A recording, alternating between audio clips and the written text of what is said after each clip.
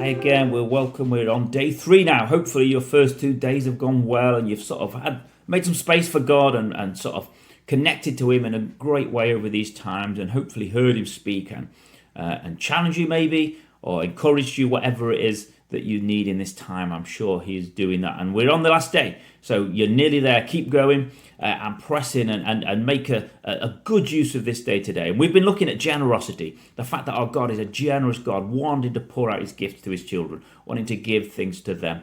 And we need to reflect that in our lives and being generous people. We've said it's one of our values here at Renew. And we've been looking at Proverbs 11:24 we mentioned yesterday, where it says in the Message version, the world of the generous gets larger and larger, but the world of the stingy gets smaller and smaller. And we want to be people that live big lives, that just grow and it spreads out to whatever it is. And we've looked already at our talents and our time. The first day was time and second day was talents, and how we can be generous with that, and how God is generous in that and pouring those into our lives. But we need to be good stewards of those things. And we want to listen to God's voice today as well, as he talks about, we look about the final thing, which is our treasure. We're not just talking money here, but money is a big part. And money is mentioned so much throughout the Bible, has a huge amount to say on the money, because as we well know, as Jesus was talking in the Sermon on the Mount, in Matthew 6, he says, wherever your treasure is, that's where your heart will be as well. And so it's not just the material stuff. We know that it actually represents something in our heart. And we need to be so generous with our treasure, the thing that God gives us, whether it's finances or stuff or things that we get.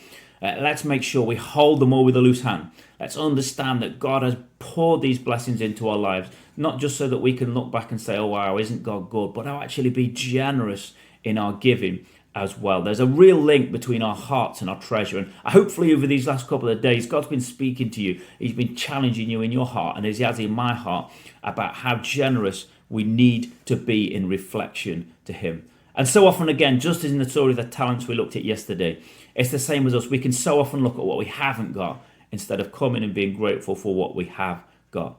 So let's focus on that today. Let's look on what we have and not what we haven't got, and become a generous people. Don't hold on to your stuff. Whatever it is, whatever little it is you may think you have, don't hold it tightly, but let it go and let God use it for whatever it is. Let him be the center of your heart, and then he could be the center of everything else as well. And as you let him come and just take control of your very inside of your being, everything else you can let go of and be generous with, because you're not holding it with a clenched fist. And when a chance comes this week, and it will, without a doubt, for you to be generous, I want you to take that opportunity. Show God's generosity in everything that you do.